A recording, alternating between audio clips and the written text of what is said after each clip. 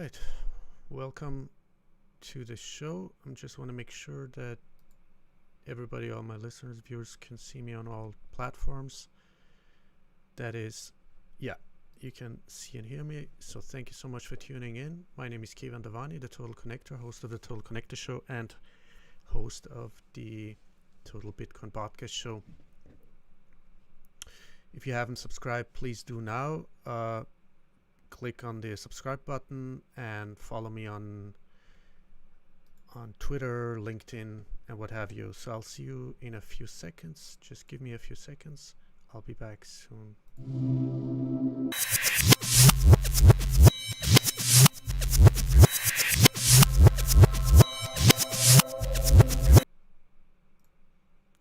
All right, welcome back to the Total Connector Show. I'm the host of the Total Bitcoin Podcast Show. My name is Keivan Devani. And what I want to talk about today is, first of all, I want to talk about the updated or revised article of Stephanie von Jahn. It's an excellent article. You got to read for yourself. It's finally, we got to, it's time to break the taboo, face the reality and the holy grail of all taboos, which I've, numerous times written and published about on my medium.com/@KeivanDevani page. It's like, I don't know, at least a year or two ago, I wrote a series of articles on the root causes and the structure and the power centralization issues and the criminal aspects and criminal immunity of the central banking structure, especially focused on the Bank of International Settlements. And you can read it on my medium.com page. Wrote a series of articles, why Bitcoin, part 1, 2, 3, but also articles before and after that. For example, the monetary root layer of Bitcoin, the silence of humanity on the root cause of human slavery, control, and suffering, Bitcoin and Austrian economics and decentralizing the Bank for International Settlements, and Bitcoin Pandora's Gold Box opened a constitutionally guaranteed human right to decentralize inflation-free and hardest money beyond gold with the principles of Austrian economics. So you can read those for yourself, but I just thought I'm going to comment a little bit or read a couple of quotes out of Stephanie von Jahn's article. She's a great economist, understands really the core, the depth, the issues down the rabbit hole. You can gonna put those in the show notes again, but you're gonna find those on Twitter. So make sure you follow her on Twitter, Stephanie von Jahn. That's Stephanie von Jahn. There she is. And yeah, so it's an updated article, revised, extended sort of, and she went a little bit deeper down the rabbit hole. So this is the article, and you can read it for yourself. It's a great article. It talks about, the central banking system and how they create money out of thin air, and how they control the economic processes, how they, propagate and cause, the boom and bust cycles, what is understood really under the term quantitative easing, asset purchasing programs, and in the end, of course, as a solution, as a constructive, really the one and only choice we have, Bitcoin, as the hardest and scarcest and truly decentralized, immutable, unconfiscatable, unstoppable money, which is Bitcoin.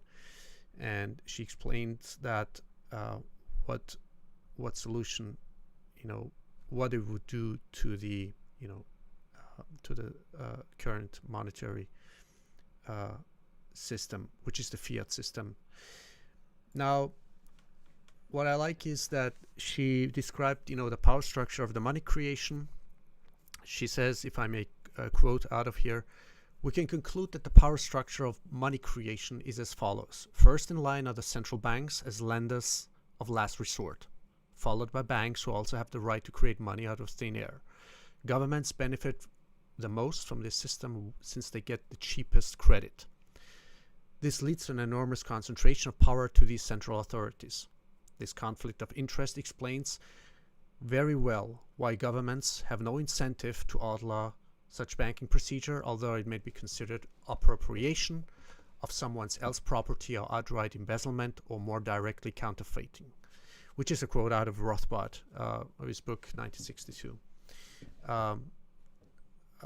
Don't know the title of the book, but Man Economy or something like that. The reader, and then she goes on, the reader may wonder why I consider central bank as superior to governments in the hierarchy of control. I would like to refer to this statement in the joint hearings before the subcommittee of the Committees on Banking and Currency of the Senate and the House of Representatives charged with the investigation of rural credit, 63rd Congress, second session, February 16th, 1914. And there she quotes a so-called Miss Daniel says, "Let us control the money of a country and we care not who makes its laws." This is the maxim of the House of Rothschilds and is the foundation principle of European banks. And then it goes on, if a country and its people are mortgaged for the assessed value of the property and the bankers control the money, the bondholders and not the people own that country. It makes no difference whether you call it a republic or monarchy. The people can never be free, as the borrower is the servant of the lender.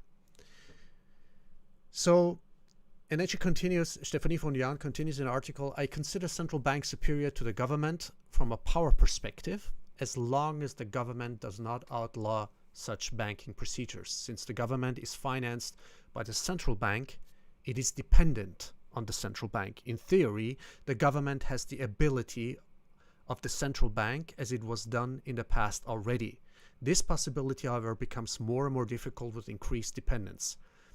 The above statements describes the implications of a debt system on the people as follows. The people can never be free, as the borrower is the servant of the lender. Our monetary system is based on debt in two ways. First, Federal Reserve notes are backed by future tax payments, which are debt of the government served through the tax payments of the people. Essentially, the taxpayer is the collateral for the Federal Reserve notes. So, in plain English, the taxpayer or the population, the people, are the prescribed slaves, right? They are the future taxpayers or the collateral, right? And secondly, increasing the money supply leads to inflation, thereby pushing the people of the country more and more into debt to finance their living. So we conclude, she says, Stephanie von Jahn concludes, we conclude that central banks can exercise tremendous influence on the economy through dictating monetary policy. The power is directly related to the ability to create money out of thin air. Now, don't forget again that the central banking structure and their agents, technocrats, bureaucrats, their puppets, their executioners, they are literally above the law. They have total criminal immunity. There is zero transparency, meaning there is zero transparency, whether it's the protocols, their discussions, their minutes, their decision-making processes. So, and you can just look into the statutes or treaties of the Bank of International Settlements. Everything, they have total criminal immunity, civil and criminal immunity, zero transparency.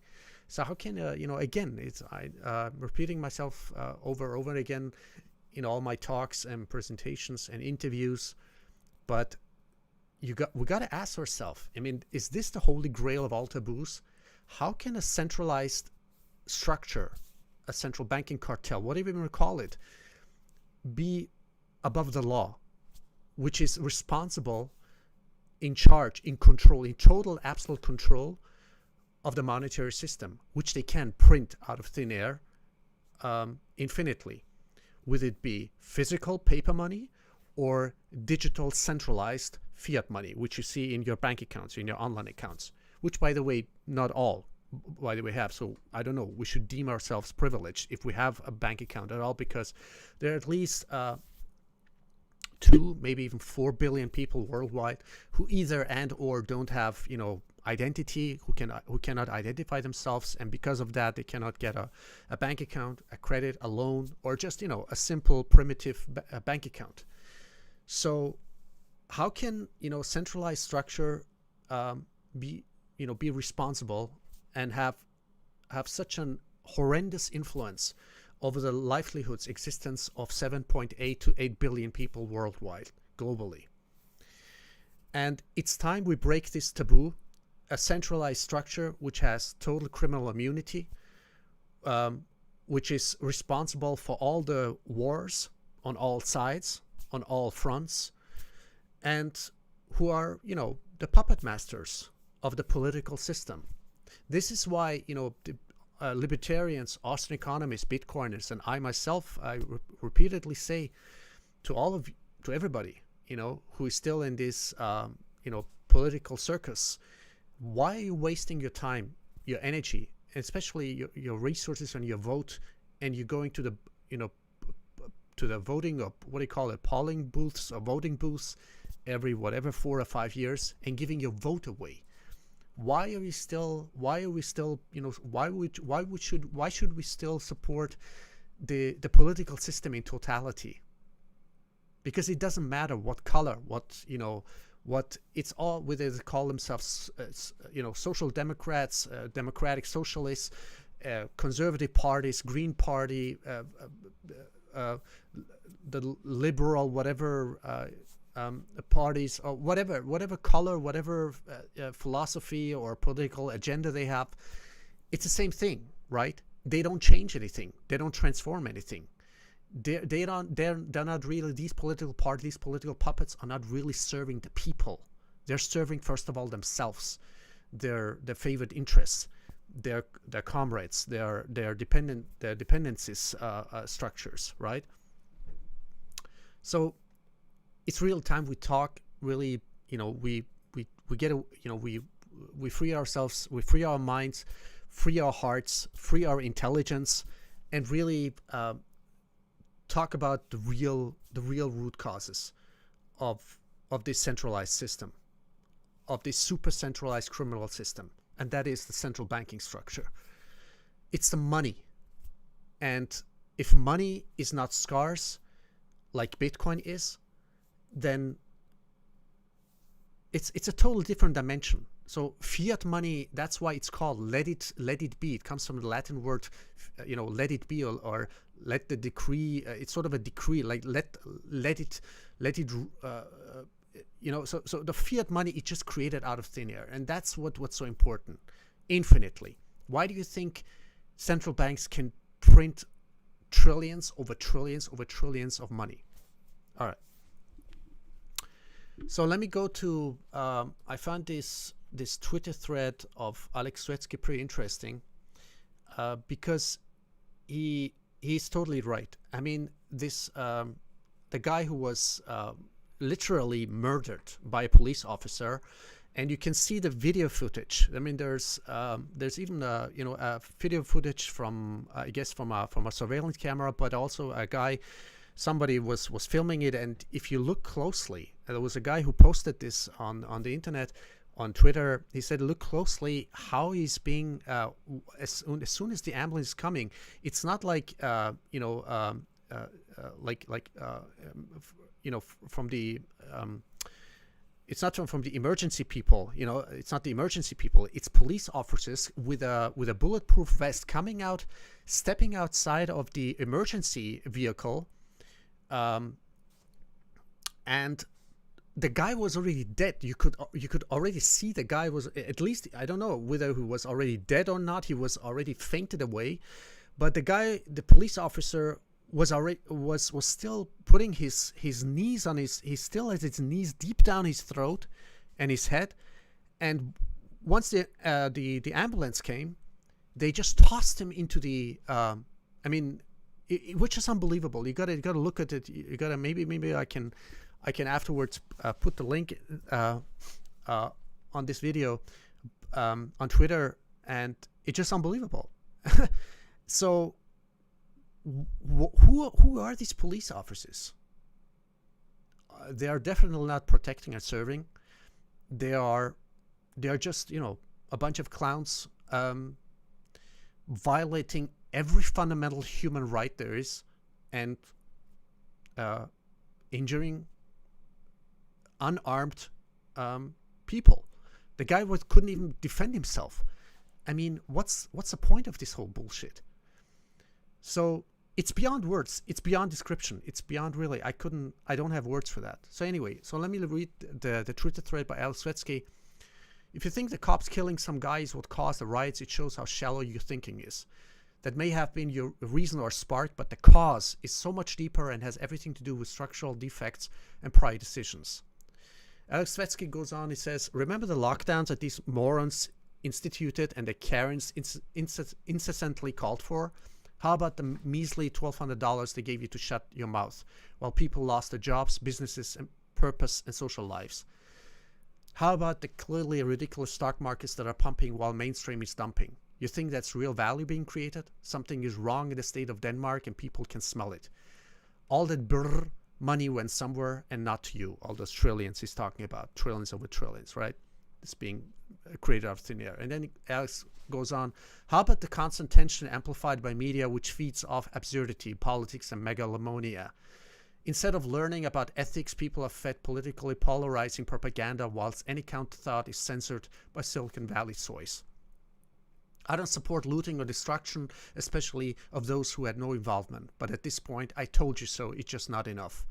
I just hope that anger gets pointed where it ought to be, at the parasitic state apparatus who's done a brilliant job at robbing.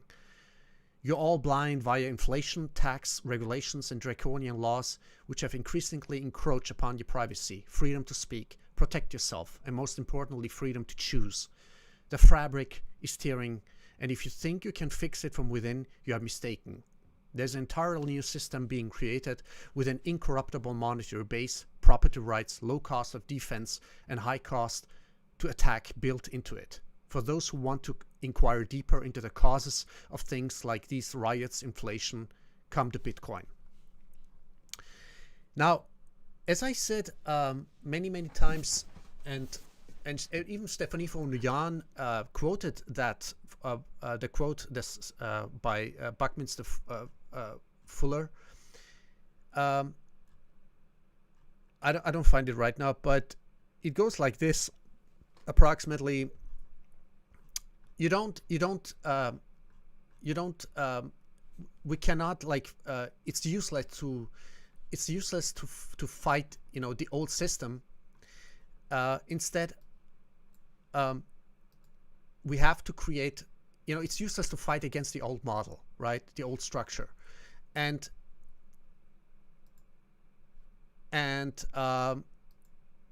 let me just pull this up. Sorry about that. Okay, I can't find it. Anyway, it doesn't matter.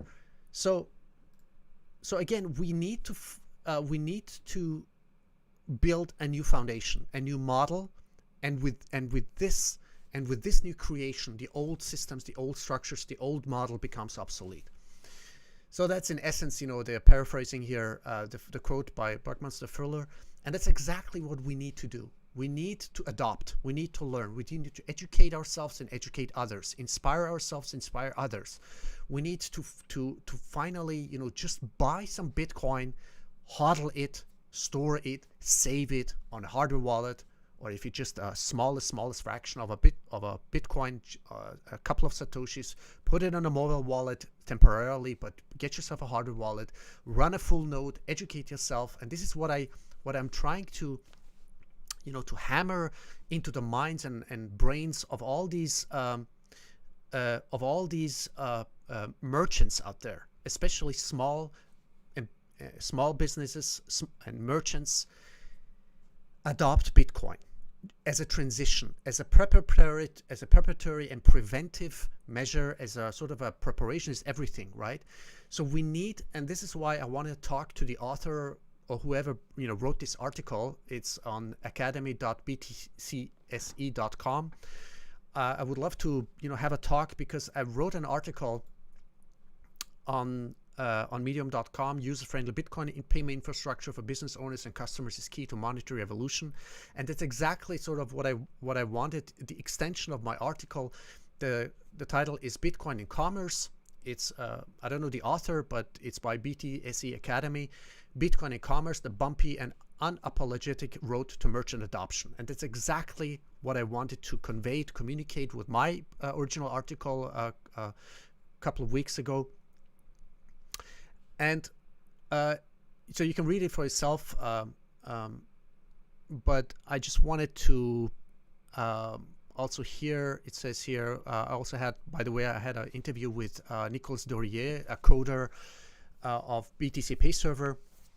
And he said, it says here, for a long time, it says here, BitPay and Coinbase were the main Bitcoin payment providers until the free open source and non-custodial BTC Pay Server payment processor was created in 2017. It was soon welcomed by the Bitcoin community, due in part to its lining up perfectly with the philosophical views that spurred the creation of Bitcoin in the first place. This was most clearly communicated by lead developer Nicolas Dorier in his infamous tweet declaring he intended to make BitPay obsolete. In 2019, BTC Pay developers were granted $100,000 by Jack Dorsey's Square, and development doesn't seem to be slowing. And they're, they have a huge, they have a beautiful roadmap, and it says here, in point-wise, what has contributed to Bitcoin's evolution over time: speedy transactions,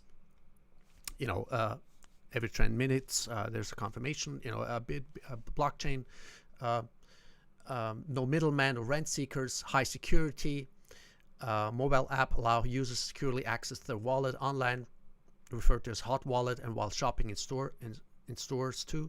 Furthermore, since every transaction is recorded on a public ledger, double spending becomes near impossible as time passes, while fraud and misappropriation of funds risks are minimized. Bitcoin boosts commerce in developing countries, and the hope is that, it says here, Bitcoin often represents the only payments option in developing countries where other financial institutions' services are almost non-existent. A censorship-resistant tool like Bitcoin is often one of the few financial tools available to face dictatorial control. The share of Bitcoin payments appears significantly higher in countries with lower GDP per capita because they tend to mainly use cash as a means of payment. Since the unbanked are not able to utilize credit card and bank transfer payments, or merchants are unable to process them due to fraud risk, e-commerce and online transactions are rare activities. Bitcoin can potentially address this niche market. It goes on about the challenges, the expansion of Bitcoin as a payment. So, about trust, volatility, regulatory hurdles, the tax man. And what I have also find is, at least for now, a constructive suggestions that a potential workaround could be to apply the same capital gains taxes that are enforced to foreign countries, exemption of Bitcoin payments of up to $600 from capital gains taxes. Now, the whole tax issue is a is a chapter for itself. I mean, the whole tax system is a theft system by itself. Not only is the money creation and the inflation system, and the inflation that is through the Cantillon system, sort of given to the masses as an indirect theft system, right? So stigmas surrounding early cases. And then it goes on about base layer limitations, secondary layers of payment. So yeah, we are still in the early stages, but if you really wanted to pay, you can, right? I mean, there's Samurai Mobile Wallet with its Whirlpool.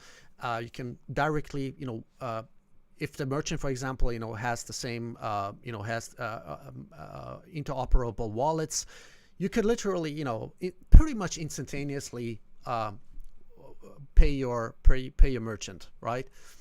And then it says here, there's no end to the debate over Bitcoin scalability and blah, blah. And this structure is what sorted the scalability issue for the internet and allowed layers of protocols to spread from the base infrastructure. So yeah, so there will be second, third layers eventually coming, more, user-friendly, user experience, user interface improved. And this is, the parallel sort of comparison to the transmission control protocol, internet protocol, so the monetary layers will evolve eventually, right? And it's evolving at an incredible rate of speed. As the payment use case for Bitcoin is brought back to life, development and innovation are only ramping up. Startups like Fold, OpenNote, Bitrefill, and Lolly have started to apply the Lightning Network to the payment processors. Although the protocol still has some issues to resolve, it seems to be accelerating full adoption of the currency as a payment method at a speed that appeared unlikely only a couple of years ago. And I'm really looking forward, to Strike by Jack Mallers, because then the customer, the potential customer, the user doesn't even need to think about Bitcoin. It's just an app, you download it, it's whatever, at least the beginning, directly connected with your as a debit card, or to your bank account, and without even thinking, even if the user or customer hates Bitcoin, it doesn't matter. If the merchant is willing to give the customer a couple of percentages of discount, let's say whatever, 2, 3, 5 to 10% discount, and the customer values that offer, why not, right? So and it's a Lightning transaction. It's instantaneous, it's easy, it's without intermediaries, it's unconfiscatable, unstoppable, and it's direct peer-to-peer transaction, and there you go.